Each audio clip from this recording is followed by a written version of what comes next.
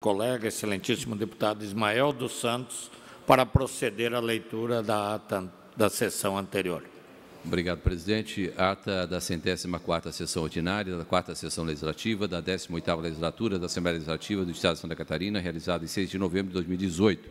Na presidência, os deputados Leonel Pavan, Maurício Kudilac, secretarias deputados Kenny Nunes, Disse Hartscheid, Ana Paula Lima, Maurício Kudilac. Às 14 horas do dia 6 de novembro do ano 2018, nesta cidade de Florianópolis, capital do Estado de Santa Catarina, reuniu-se a Assembleia Legislativa em sessão ordinária. Havendo quórum regimental, o senhor presidente declarou abertos os trabalhos e convidou o senhor deputado Kenny Nunes, primeiro secretário, para proceder à leitura das atas das sessões anteriores, que na sequência foram aprovadas sem restrições. Expediente. O senhor presidente solicitou que se procedesse à distribuição. Breves comunicações. Ocupar a tribuna os senhores deputados Maurício Kudilac, Antônio Aguiar e a senhora deputada Luciana Carminati. Grande expediente. Neste horário, destinado aos partidos políticos, ocupar a tribuna os senhores deputados Kenny Nunes, PSD, Padre Pedro Balduceira, PT, Dr. Vicente Caro Preso, PSDB, Maurício Kudilac, Bloco Parlamentar, PP, PR, PSDB, Podemos e Moacir Sopelsa, MDB. Ordem do dia. Foram aprovados, em segundo turno, os projetos de lei 139/2018, com emendas modificativas, e 153/2018, com emenda substitutiva global. Foram aprovados os pedidos de informação 160 e 161/2018 e a moção 286/2018. Outro sim, o senhor presidente deferiu os requerimentos números 839 a 843 e 845 de 2018 e comunicou que encaminhará aos destinatários as indicações 464 e 465/2018. Explicações pessoais. Fizeram uso da tribuna os senhores deputados Leonel Pavan e Dirceu Dresch. Nada mais havendo, senhor presidente, antes de encerrar a sessão, convocou outra ordinária para o dia seguinte, no horário regimental. Para constar, eu, segundo secretário, lavrei a presente ata. Era isso, senhor presidente. Obrigado, deputado Ismael dos Santos. Em discussão, a ata que acaba de ser lida. Em votação, damos por aprovada. Solicito à assessoria que proceda à distribuição do expediente. Breves comunicações. Inscrito para falar o deputado Dirceu Dresch, a quem concedemos a palavra pelo prazo de até 10 minutos.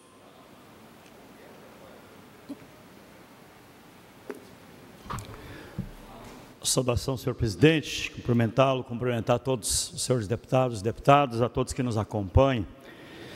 Quero trazer a essa tribuna hoje um debate que predomina, que é extremamente importante na minha avaliação, que são as relações e o comércio exterior e as relações internacionais de um país do tamanho do Brasil e das suas necessidades.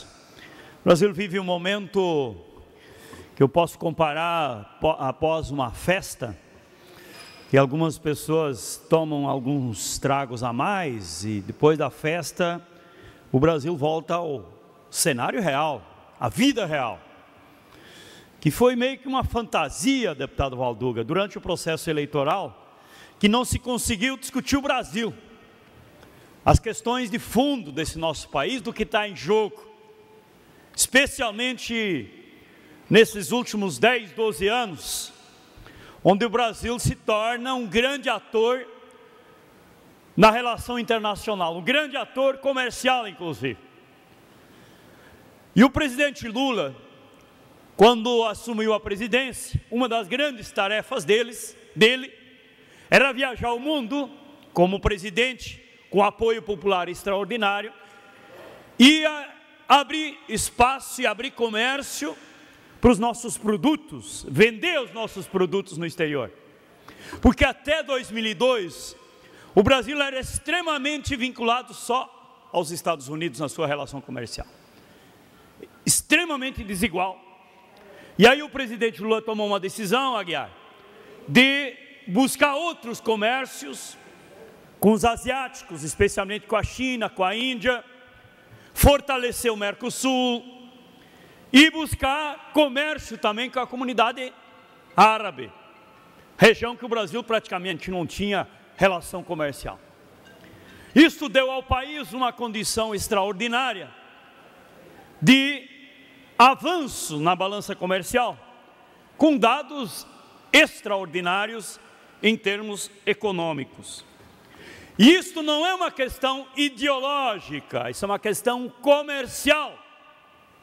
E, querem saber mais? Uma questão capitalista. E nesses últimos tempos, algumas figuras, algumas lideranças, pegam questões pontuais desta grande relação comercial. O Lula virou o grande mascote da venda dos produtos brasileiros. E nós tivemos avanços significativos nisso, em dados e números, inclusive. Nós fortalecemos a relação comercial com o Mercosul nos produtos industrializados. E conseguimos um saldo comercial com o Mercosul, mais de 12 bilhões de reais. Mais de 12 bilhões, deputada Ada de Luca. E nós construímos relações comerciais com produtos não industrializados, especialmente a soja, os minérios de ferro e as carnes com outras regiões do país, como, no caso, o movimento que agora o atual presidente começou a construir sem conhecer essa realidade. Sem conhecer essa realidade, começa a fazer algum movimento que coloca em risco profundo estas relações comerciais. E os sindicalistas, inclusive dirigentes sindicais, hoje estão na imprensa, no Brasil inteiro, falando do desemprego que isso poderia causar e a desgraça para os nossos agricultores familiares no nosso grande oeste catarinense, a região do Braço do Norte e outras regiões que produzem muita proteína animal, que é um dos grandes, dos três grandes potenciais que o Brasil tem, né, da exportação, que é os minérios de ferro, que é a soja e a proteína animal, que o Brasil se destaca e é a grande parte do comércio exterior do Brasil. Então é isto que nós precisamos aprofundar, né? Nós temos que aprofundar, e com a comunidade árabe, o nosso saldo na balança comercial são mais de 7 bilhões de reais hoje. Então é disto que nós estamos falando. E se alguém vem aqui falar que o Brasil criou, o BNDES financiou obras fora do Brasil, sim, financiou, e eu quero defendê-las corretamente. Como na época da ditadura militar, os militares financiaram, o BNDES financiou a Itaipu Binacional. O Paraguai não tinha dinheiro para construir esta grande obra. O Brasil financiou e até hoje eles continuam pagando o financiamento que o Brasil fez. Então o Brasil historicamente, é só quem quer conhecer um pouco melhor, entre no YouTube, vá lá no BNDES e pega o relatório do atual presidente, que não é do PT, das relações comerciais e de financiamento do BNDES dos últimos 30, 40 anos. Pegue isso, busque informação, não fique falando bobagem aqui, vamos mais a fundo nessa estratégia. E o Brasil financiou obras, sim, fora do Brasil, mas foram empresas brasileiras que foram lá construir essas obras, gerando emprego e trazendo divisas para o Brasil, facilitando o comércio internacional. Por que será que a China tem interesse de fazer uma ferrovia aqui no grande litoral brasileiro? São relações comerciais, eles têm interesse de vir aqui, de ter uma infraestrutura boa para comprar a soja e os produtos brasileiros. Isto é relação internacional, são relações comerciais, são investimentos, olhando para frente. E aí vai um presidente despreparado e faz uma afirmação de mudar a embaixada do Brasil de um país para o outro, por questões ideológicas, ou de seguir a orientação de Washington, de novo, que levou o Brasil para o fundo do poço nos anos 90. Eu quero trazer este debate, eu gosto muito da política, mas construir uma estratégia no Brasil antipolítica, e por isso que eu falo que nós temos que voltar ao mundo real, da política, dos grandes projetos que o Brasil precisa enfrentar, inclusive as relações comerciais, vender os nossos produtos. E aí não é ideológico. Ah, mas a China é comunista. Quem diz que a China de fato é comunista? Não são ideológicas essas relações, são comerciais. Volto a dizer. Então, por isso, meus amigos, minhas amigas que nos acompanham, vamos voltar ao Brasil real. Vamos voltar ao Brasil real.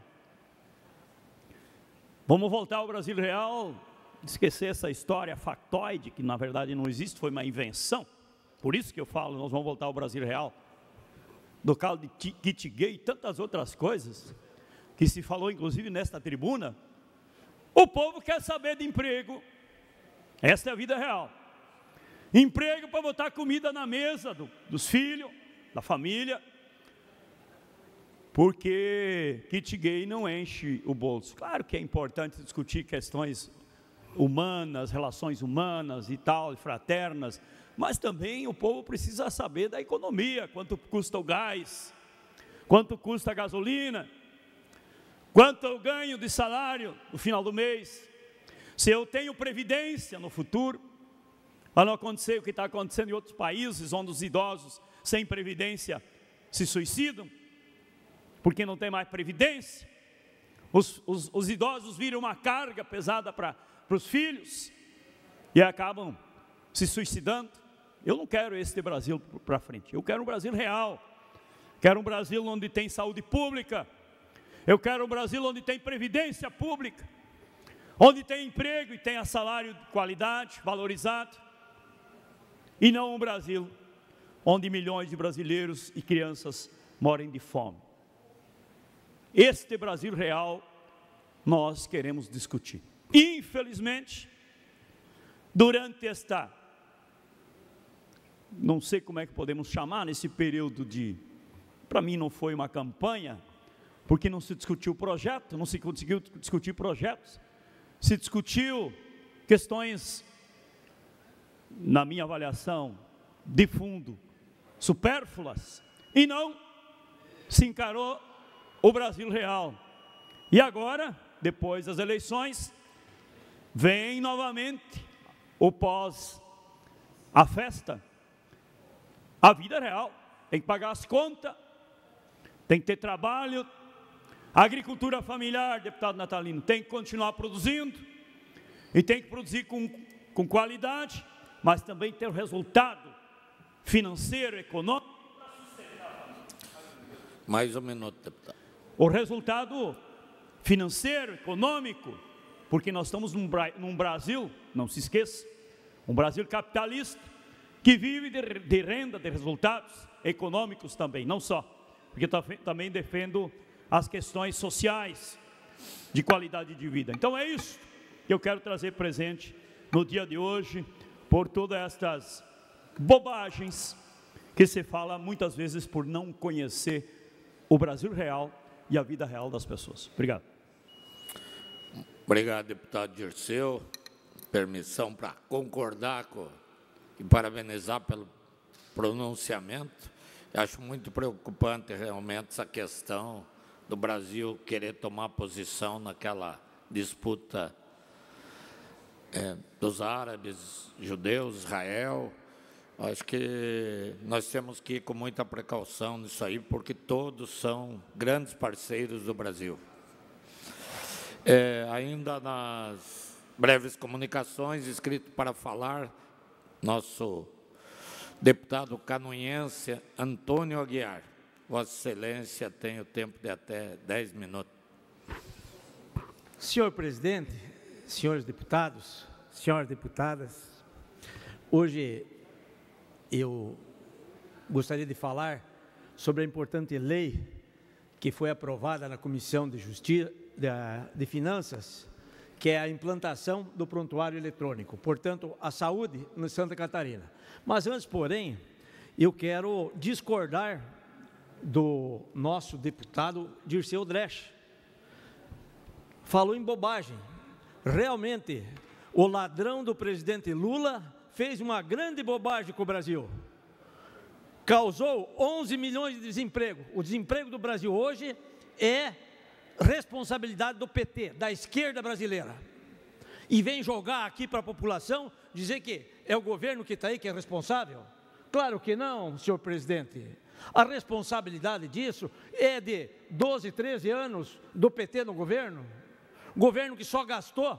Aliás, vamos falar de comércio exterior? O ladrão do presidente Lula, que está na cadeia, fez um grande comércio exterior, financiou Cuba, até hoje está pagando mensalmente dinheiro para Cuba. Nós estamos pagando a incompetência do governo Cuba, governo da esquerda. As relações comerciais com a Venezuela, que estão passando fome e estão vindo embora para outros países. A relação comercial com outros países onde o governo fez com que o dinheiro do Brasil fosse mal empregado.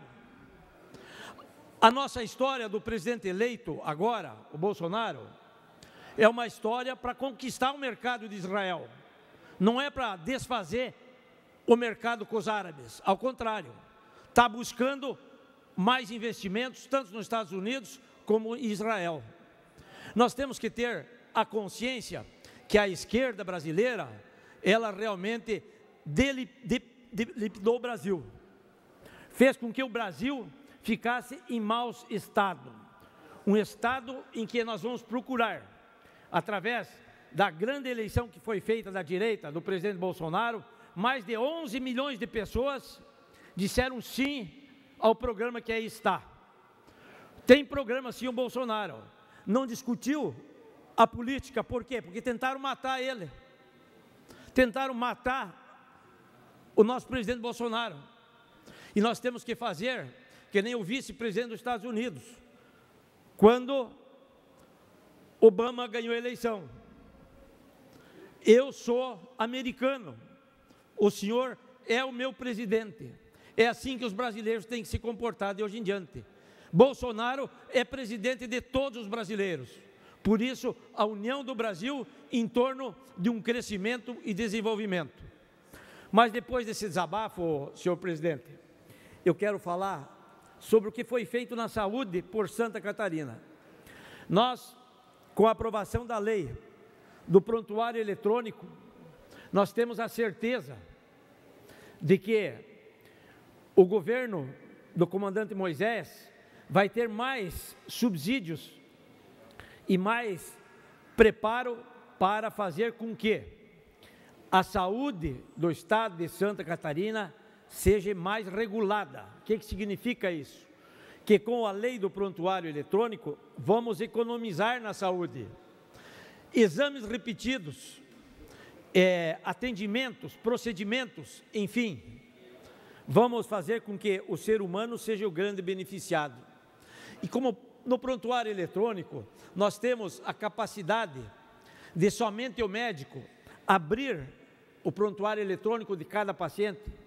Se nós sofrermos um acidente em qualquer lugar do estado de Santa Catarina, ou mesmo no Brasil, porque esse é um programa nacional, que é a proposta também do presidente Bolsonaro, nós podemos abrir esse prontuário eletrônico, enquanto você está em coma num hospital, e saber que você é alérgico à penicilina, que você tem diabetes, que você tem hipertensão arterial, que você tem doença cardíaca, que você tem doença do aparelho digestivo, que você tem doença do aparelho vascular e assim por diante, em ortopedia nem se fala.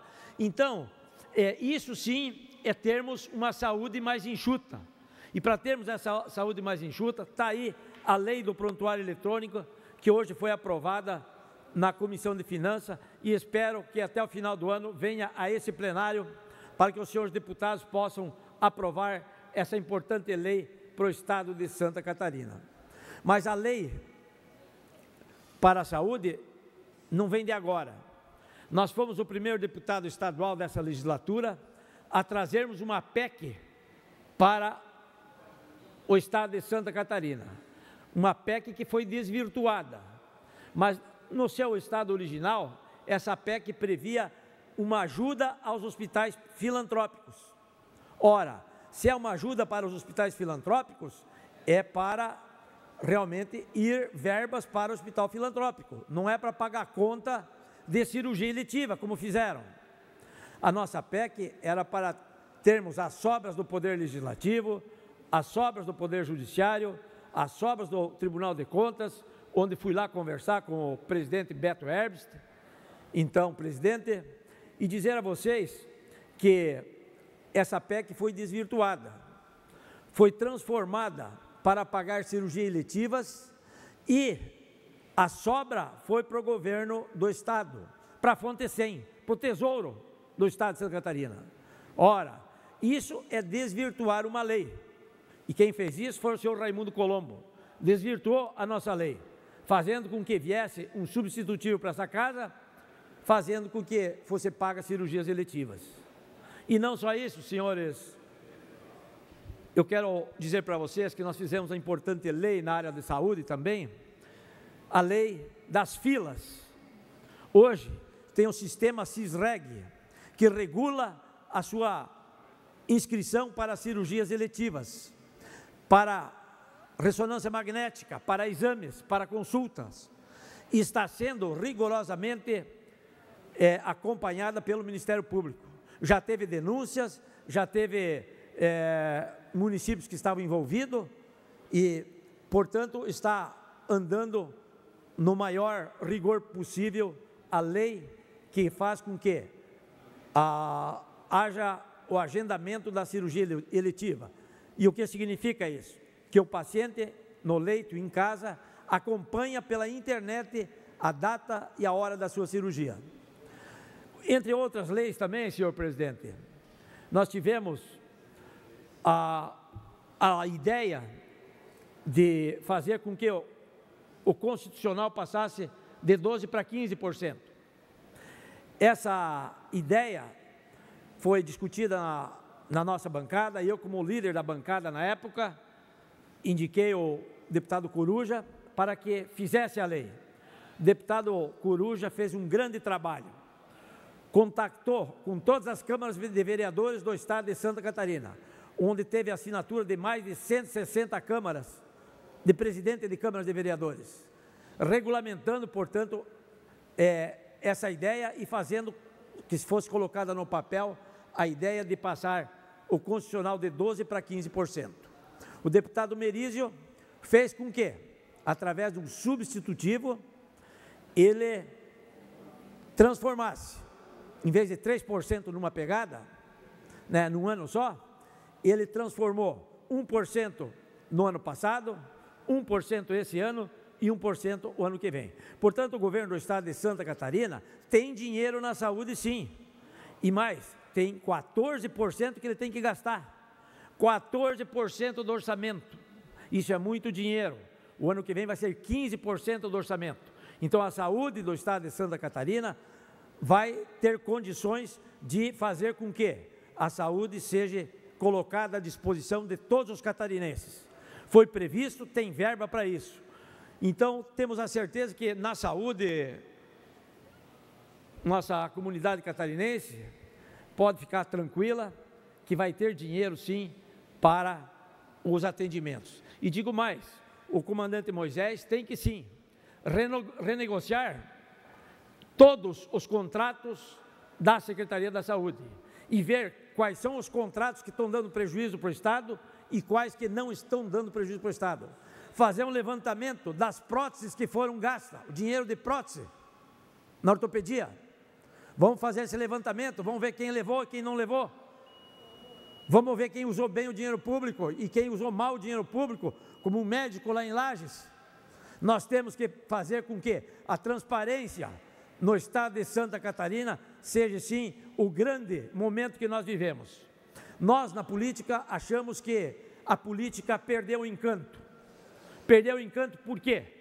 Porque os próprios políticos, não todos, mas os próprios políticos denegriram a imagem da política do Brasil. Mais um minuto, deputado Antônio Aguiar. Os políticos conseguiram denegrir a imagem do político brasileiro. E como eu me referia, nem todos. Por isso, quero que volte esse encanto da política com pessoas realmente querendo o bem da nossa população e não só querendo, fazendo por jus, principalmente a bancada nova que se apresenta à Assembleia Legislativa, para que junto com ela possamos fazer com que Santa Catarina continue sendo um ícone no Brasil. Obrigado, senhor presidente. Obrigado, deputado Antônio Aguiar. Ainda no horário das breves comunicações, com a palavra, a nossa deputada Ada de Luca. Vossa Excelência tem o tempo de até 10 minutos. Aproveitar para saudar o coronel Mocelin, deputado Alba, deputados eleitos que estão na casa aí, ao lado do deputado Ismael dos Santos. Aí. Palavra, deputada Ada de Luca. Desculpe, senhor presidente, a minha veemência com esse PT aí que não deu para... Boa tarde, senhor presidente, caros colegas parlamentares, público que nos assiste pela TVA, Rádio Alesc. Hoje, na última semana, especificamente, dia 30 de outubro, saiu um artigo no Diário Catarinense, escrito por Günther Lotter, presidente da CAF, está aqui a cópia para quem quiser, falando sobre o artigo 170 e 171. Não poderia eu deixar de falar sobre esse assunto tão importante para Santa Catarina. Sobre dois artigos esses dois artigos foram conquistas muito importantes para todo o meio acadêmico do Estado. A PEC 53 de 2017, que vem tramitando nessa casa, que objetiva mudar a distribuição de recursos, independente do caráter comunitário e dos fins lucrativos da instituição, há de causar muita injustiça. E concordo com o presidente da CAF quando diz que essa tal PEC trará prejuízo aos estudantes e para todas as regiões onde as faculdades comunitárias estão inseridas.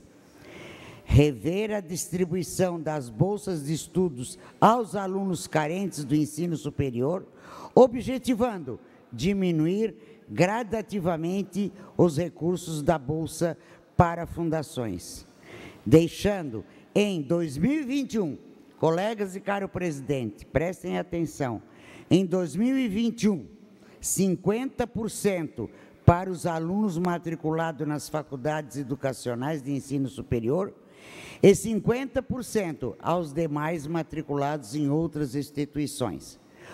O ensino superior, habilitado legalmente a funcionar no Estado de Santa Catarina, não trará benfeitorias alguma. Afirmo que essa PEC necessita ser revisada, e ser revisada urgentemente. Vale lembrar que nas universidades comunitárias, o aluno recebe o acompanhamento e presta serviço à comunidade, seja no escritório modelo, nas áreas de saúde ou assistência social. É uma maneira de ver o retorno do aluno ao que lhe foi ofertado através da bolsa de estudos. Não aceito o argumento de que o número de alunos atendidos nas fundações educacionais tenham diminuído. Esses centros educacionais são de suma importância para as comunidades que atendem. Diminuir o recurso recebido, mesmo que gradualmente, pode acarretar, inclusive, na existência dessas fundações, o que não podemos deixar acontecer. Espero contar com os nobres colegas para que, quando o projeto chegar ao plenário, votemos pela e para a educação dos nossos jovens. Esse é um assunto de extrema importância. Recebi apelos de várias universidades comunitárias, entre elas a Unisul, da minha região, e a Unesc, lá de Criciúma, que realizam um excelente trabalho na educação dos jovens, na realização de importantes e pequenas pesquisas, assim como o atendimento à população na área de saúde e assistência social. Eu vi, eu estive lá, é um modelo, é um exemplo. Transitam pelas universidades diariamente mais de 10 mil pessoas, sendo que 1.000 pessoas transitam entre as clínicas integradas, unidade judiciária de cooperação e outros serviços dedicados à comunidade mais carente. As comunidades não podem, de jeito algum, perder esse trabalho. Não podemos perder nem uma universidade comunitária. No dia 7, hoje, haverá uma audiência pública em Joinville, a pedido do Diretório Estadual, para discutir a PEC 0005.3 de 2017. Aproveito para solicitar a deputada Luciane Carminati, presidente da Comissão de Educação, Cultura e Desporto, que realize por todo o estado de Santa Catarina, onde tiver a competência, essas audiências em vários municípios. Haja visto que o assunto abordado também é uma reivindicação premente da UNESCO e outras universidades comunitárias. Não podemos retroagir. Então, fica aqui, mais uma vez, o meu registro de apoio às universidades comunitárias. Como já dizia Paulo Freire, se a educação sozinha não transforma a sociedade, sem ela tampouco a sociedade muda. Muito obrigado.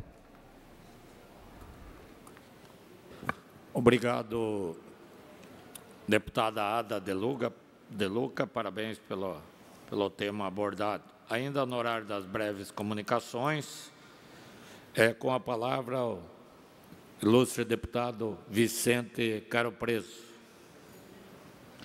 Vossa Excelência teria o tempo de 4 minutos até o horário dos partidos, mas aí ainda tem o horário, os 7 minutos que nós entramos no horário dos partidos, então Vossa Excelência teria até agora 11 minutos para o uso da palavra. Obrigado, senhor presidente. Queria saudar os deputados presentes, pessoal que nos ouve. Venho hoje falar sobre algo extremamente importante a respeito do sarampo. Conforme o Ministério da Saúde, até o dia 29 de outubro, foram confirmados 2.564 casos de sarampo no Brasil. Atualmente, o país enfrenta 2 surtos de sarampo. No Amazonas, 2.126 casos e 7.600 em investigação. E em Roraima, são 345 casos confirmados e 50 em investigação. Os surtos estão relacionados à importação. O que é importação? São casos que vieram através de pessoas que não tinham sido vacinadas, senhor presidente, na Venezuela.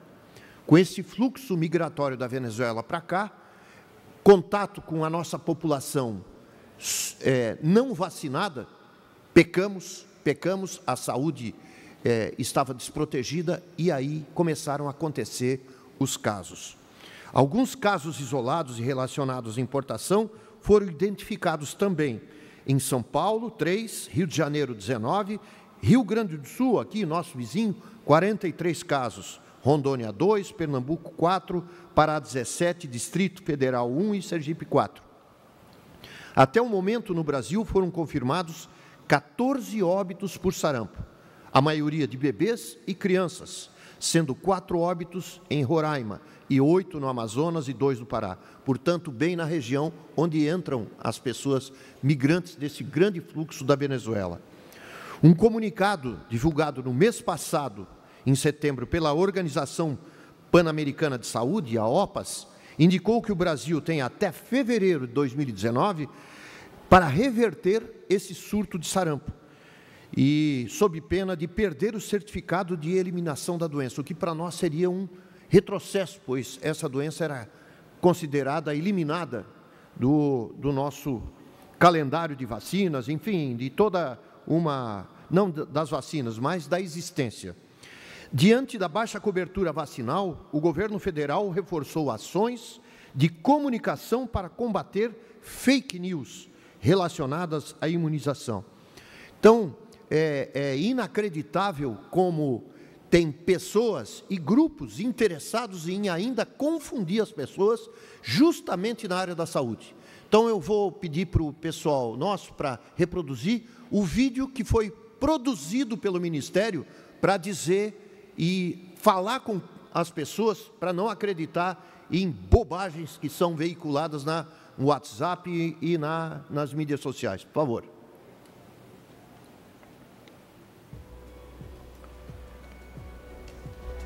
Tudo bom? Tudo. Explicaram para vocês o tema da pesquisa, né? Eles falaram que ia ser uma roda de conversa sobre vacinas. E qual a sua opinião? Ué, a minha opinião, eu sou contra a vacina. A gente lê muita coisa que a gente não sabe se é verdade, mas que assusta a gente, né? Tem história de que crianças tomam vacina, a reação na criança que é mais sensível do que a gente, né? Falece. Você já conheceu alguém que aconteceu isso ou você só ouviu falar? Não, eu ouvi falar. Ouviu falar onde? Na internet. Então você acha que a vacina não protege? Não. Sou contra. Eu quero te mostrar o envelope. Pode abrir. Essa aí sou eu, aos 5 anos de idade. Eu corria, andava, pulava, brincava. E agora essa é a minha cadeira. Eu deixei de vacinar, tive uma paralisia infantil e hoje eu necessito dessa cadeira. Vocês têm mais alguma coisa para dizer? Não. Qual opinião eu posso deixar registrada? Com exemplos a gente leva um baque, né? Então você consegue mudar sua opinião a partir do que aconteceu aqui? Nossa! Vocês não têm noção do impacto que isso gera. De verdade. Aos 5 anos de idade, eu tive poliomielite por conta de uma vacina que eu não tomei. Eu me lembro até o último dia que eu andei. Ver as pessoas dizer que a vacina faz mal, isso me faz mal também. Eu penso como seria a minha vida se eu tivesse vacinado. E até hoje eu sinto muito, porque...